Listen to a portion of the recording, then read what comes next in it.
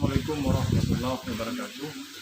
Saudara-saudari mahasiswa sekalian yang mengambil mata kuliah metode penelitian, pada kali ini kita bertemu kembali dalam mata kuliah metode penelitian, dan pada kali ini Bapak akan membahas atau berbicara tentang kerangka pikir.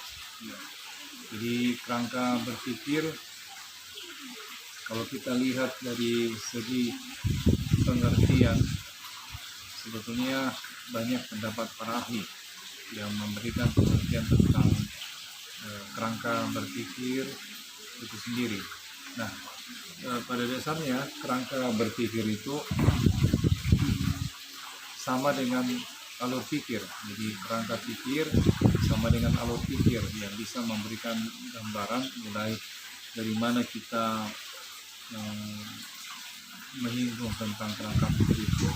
Tidak lain adalah mulai dari judul, kemudian masuk kepada lingkup masalah, rumusan masalah, setelah itu masuk pada teori itu sendiri, teori apa yang kita akan angkat, dan teori ini akan berubah menjadi variabel penelitian.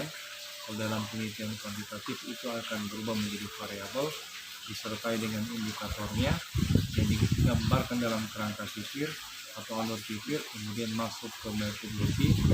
Di sana ada jenis penelitian, kemudian populasi sampel. Nah, populasi sampel ini ya bisa dijabarkan lebih dalam lagi, misalnya populasinya berapa, sampelnya berapa, ini pengambilan sampelnya seperti apa, kemudian rumus atau formulasinya seperti apa, kemudian masuk pada distribusi kuesioner, kemudian penelitian lapangan, ya. Setelah itu analisis data, kemudian analisis data di sini bisa dilakukan secara kuantitatif maupun kualitatif. Kemudian masuk pada temuan. Setelah temuan ada kesimpulan, saran, dan rekomendasi. Nah, setelah itu secara singkatnya gambaran dari kerangka pikir atau alur pikir. Nah, kalau kita melihat secara referensi bahwa pengertian kerangka pikir menurut para ahli ya memiliki perspektif yang bermacam-macam, tergantung dari siapa yang memberikan pengertian. Namun yang jelas secara garis besar memiliki makna yang sama. Jadi walaupun pendapat ahli yang satu dengan pendapat ahli yang lain itu berbeda-beda, tapi pada dasarnya pengertian tentang kerangka pikir atau alur pikir pada dasarnya sama. Ya, misalnya menurut para pendapat ahli seperti Polansky ya, Polansky ini pada tahun 2009 memberikan pengertian tentang kerangka berpikir diartikan sebagai diagram yang berperan sebagai alur logika sistematika tema yang akan ditulis. Ya, Polansky menempatkan hal ini untuk kepentingan penelitian. Di dalam kerangka berpikir tersebut dibuat berdasarkan pertanyaan penelitian. Pertanyaan itulah yang menggambarkan penggunaan konsep dan mempresentasikan hubungan antara beberapa konsep. Nah, ini menurut Polansky. Jadi pada dasarnya kita stressing bahwa kerangka pikir menurut Polansky itu diartikan sebagai diagram yang berperan sebagai alur logika sistematika tema yang akan ditulis. Nah, selanjutnya menurut Sugiono. Menurut Sugiono ini pengertian dari kerangka pikir berbeda dengan pendapat Sugiono. Ya, berbeda dengan pendapat Sugiono yang mendefinisikan kerangka pikir sebagai model konseptual yang memanfaatkan sebagai teori yang ada kaitannya dengan beberapa faktor yang diidentifikasi sebagai masalah penting. Nah, konteks yang dimaksud untuk kerangka penelitian ya. Jadi konteks yang dimaksud untuk kerangka penelitian. Nah, dalam menjalankan sebuah penelitian yang membutuhkan kerangka pikir itu pada dasarnya harus diperhatikan beberapa hal yang Bapak telah jelaskan sebelumnya, yaitu mulai dari judul, apa judulnya, kemudian masuk pada lingkup masalah, kemudian batasan masalah, rumusan masalah, ya, sampai pada rekomendasi hasil penelitian. Kemudian menurut Sabto Haryoko, di kerangka pikir menurut Sabto Haryoko ini adalah sebuah penelitian yang akan meneliti dua variabel atau lebih, bisa juga 3, 4, dan seterusnya ya. Jika peneliti akan membahas satu variabel atau satu lebih dari atau lebih secara mandiri, maka peneliti hanya bisa mengemukakan deskripsi teoretik masing-masing variabel. Ya, jadi bisa diungkapkan secara singkat ya, variabel X1, X2, X3, Y1, Y2 misalnya, itu sebagai variabel apa, kemudian ada beberapa indikator yang diterapkan dalam kerangka pikir. Nah, atau bisa juga mengemukakan argumentasi terhadap variasi besaran variabel yang diteliti. Ya, jadi bisa kita memberikan simbol X1 itu variabel apa, X2 itu variabel apa, Y1 itu variabel apa, Y2 itu variabel apa. Nah, seperti itu. Kemudian menurut skrip ya, menurut skrip ini kerangka pikir adalah adalah apa? Tidak sekedar sebagai gambaran besar, tetapi juga sebagai kerangka cerdas dan brilian ya, dalam seluruh informasi pada nantinya akan diambil keputusan. Jadi kerangka pikir ini menurut skrip adalah tidak sekedar sebagai gambaran besar ya, tetapi juga sebagai kerangka cerdas dan brilian.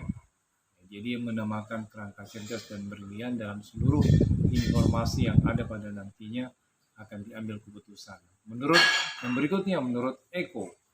Menurut Eko sedikit berbeda dengan pendapat sebelumnya yang mengatakan bahwa kerangka pikir sebagai dasar pemahaman yang akan mempengaruhi dasar pemahaman orang lain.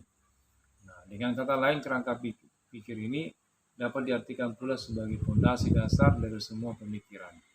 Ya, nah,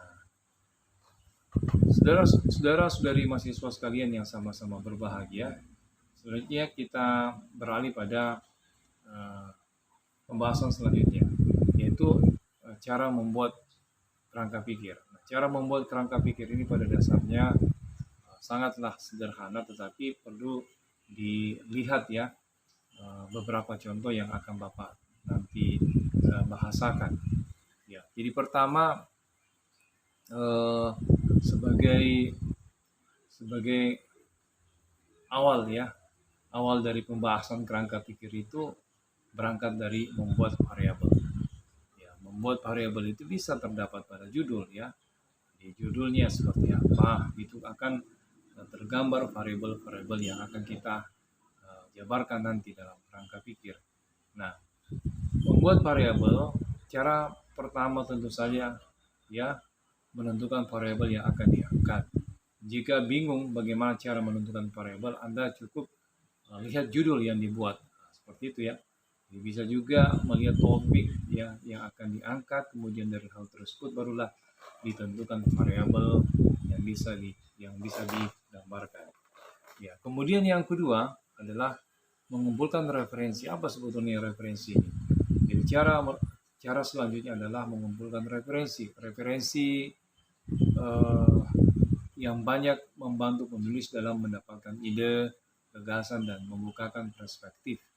Nah, dari sisi sudut pandang akan lebih luas, pilih referensi yang relevan dengan topik, dengan tema yang diangkat, dengan judul yang kita punya. Itu kita bisa memilih referensi-referensi apa saja yang perlu untuk kita kumpulkan.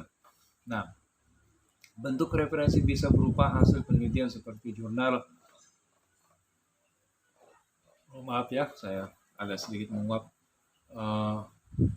Relevan dengan topik dan tema yang diangkat. Jadi bentuk referensi bisa juga berupa hasil penelitian seperti jurnal atau karya ilmiah.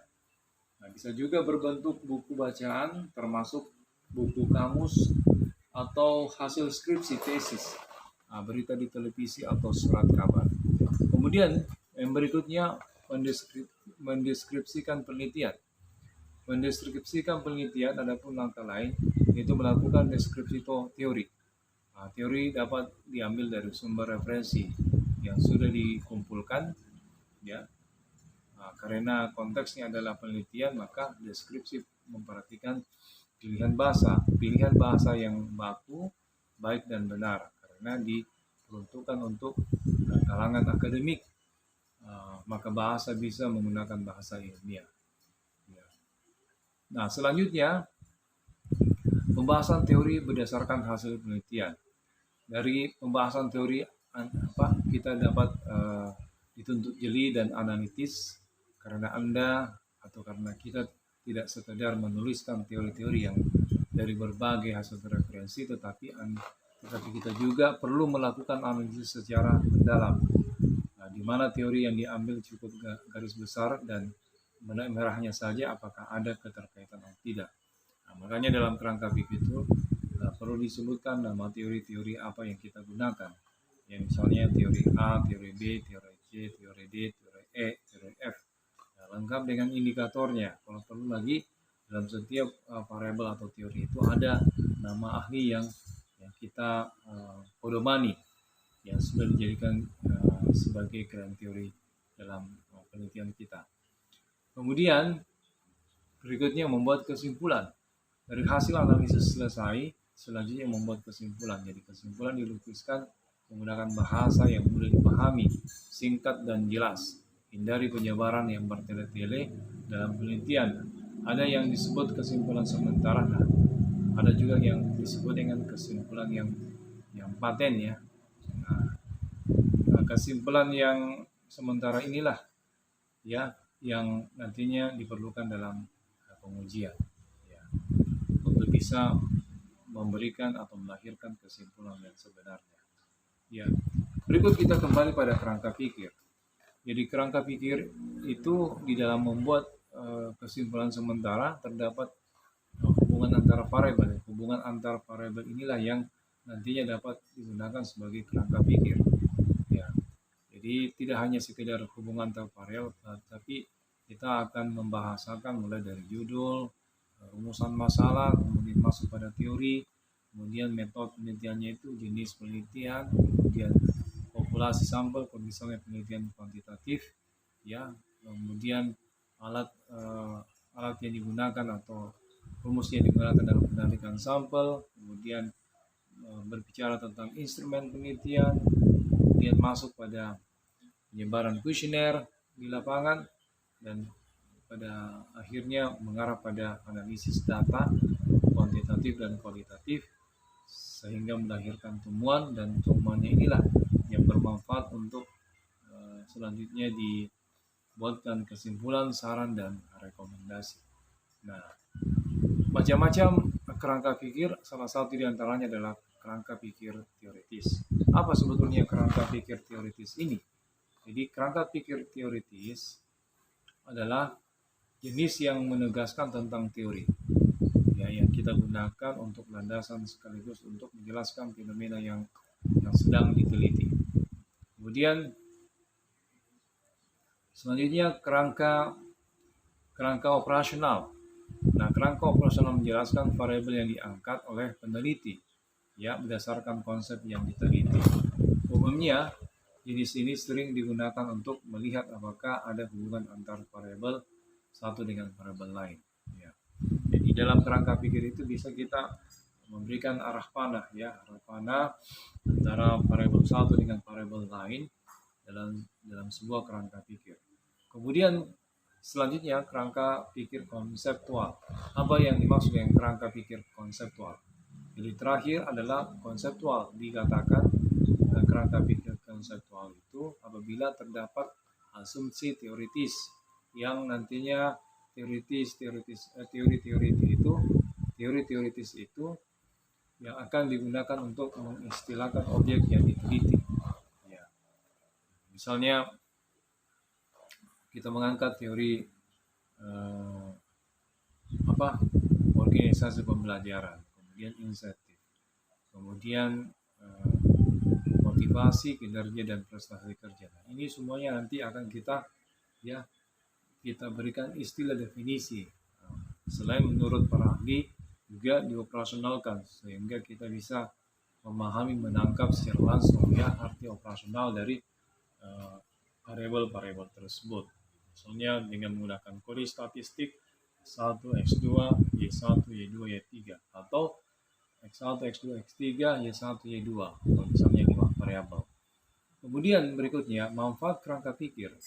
Manfaat kerangka pikir ini pada dasarnya bisa memiliki manfaat yang banyak ya. Di antaranya membantu peneliti untuk menempatkan penelitian dalam konteks yang lebih luas. Selain itu, hal ini juga membantu peneliti dalam menguji rumusan masalah. Ya, kita mengetahui bahwa kerangka pikir ini bisa memperlihatkan seluruh bab yang mulai dari bab 1 sampai bab 5 ya. Tetapi di dalam kerangka pikir itu tidak membagi ini bab 1, ini bab 2, bab 3 dan 4 serta 5. Tetapi dia akan tergambar secara terstruktur. Bagian atasnya itu adalah bab 1, kemudian lanjut ke bab 2 bagian tengah-tengahnya yaitu masalah teori ya atau variabel yang kita angkat. Kemudian bab 3 itu kalau sudah menyinggung tentang jenis penelitian, populasi, sampel ya termasuk tempat penelitian ya, cara penarikan sampelnya, kemudian instrumen penelitian itu sendiri, cara menelitinya, cara mengambil data, mengolah data dan lain sebagainya, itu bab 3. Sedangkan kalau bab 4 itu sudah berbicara tentang temuan. Temuan itu bisa dijabarkan apa yang menjadi temuan, misalnya adanya hubungan antara variabel X1 terhadap Y1, adanya hubungan antara variabel X2 terhadap Y1. Begitupun juga Y1 mempunyai hubungan terhadap Y2 dan Y3. Seperti itu dan seterusnya. Kita bisa lihat dan kita bisa gambarkan secara konten bahasa dan tidak menggunakan dari gambar karena gambarnya sudah ada dalam skop kerangka pikir. Nah, jadi kerangka pemikiran bisa juga berisi tentang hasil penelitian ya sejenis yang pernah dilakukan oleh orang lain. Bedanya peneliti dan penelitiannya bertanggung jawab untuk melihat apa saja aspek yang belum tuntas ditelaah dari penelitian-penelitian sebelumnya. Makanya di dalam kerangka pikir itu tidak menutup kemungkinan ada temuan, ada saran, ada kesimpulan, saran dan rekomendasi. Rekomendasinya inilah yang bisa juga dijabarkan dalam poin-poin singkat, jelas dan padat. Ya, apa yang menjadi barometer dari penelitian telah dihasilkan dan apa yang masih belum bisa dilakukan dalam penelitian yang kita angkat. Ya. Nah, selanjutnya, ya, saudara-saudari mahasiswa sekalian, kita lanjutkan. Selanjutnya, contoh dari kerangka pikir yang Bapak ambil dari beberapa draft skripsi dari mahasiswa bimbingan Bapak. Salah satu diantaranya bernama mahasiswa A ya. Saya tidak sebutkan nama lengkapnya, tetapi saya simbolkan saja mahasiswa A. Nah, mengangkat pengaruh tentang analisis pengaruh NPF, PDR, dan BOPO terhadap profitabilitas ROA pada PT Bank Muamalat Indonesia Tbk periode tahun 2011-2020. Nah, kalau kita melihat dari judul penelitian ini adalah penelitian kuantitatif ya dengan menggunakan alat analisis SPSS ya sebagai salah satu aplikasi untuk bisa menghitung atau mengolah data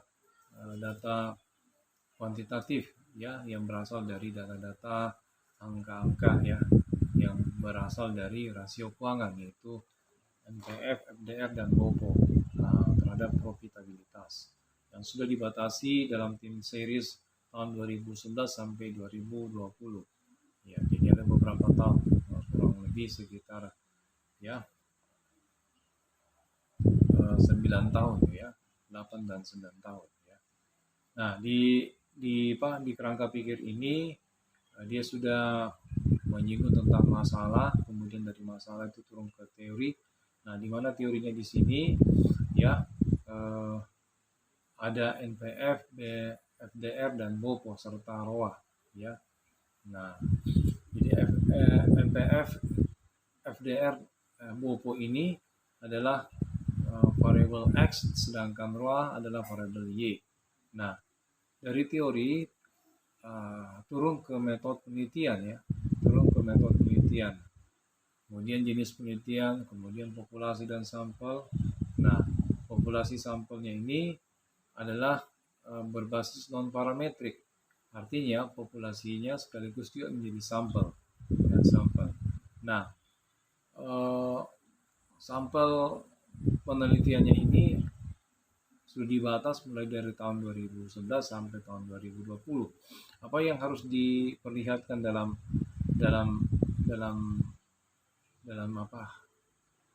data mentahnya ini ya, maka data mentahnya ini bisa didapatkan dari website pada objek penelitian yang bersangkutan. Misalnya dia meneliti pada PT Bank Muamalat, berarti dia harus mencari website Bank Muamalat, PT Bank Muamalat, kemudian mencari rasio keuangan dan profitabilitas ya.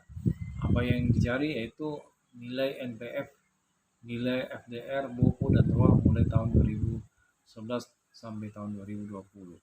Nah, setelah itu selanjutnya diadakan pengolahan data dengan menggunakan alat analisis SPSS versi 20, kemudian running output SPSS.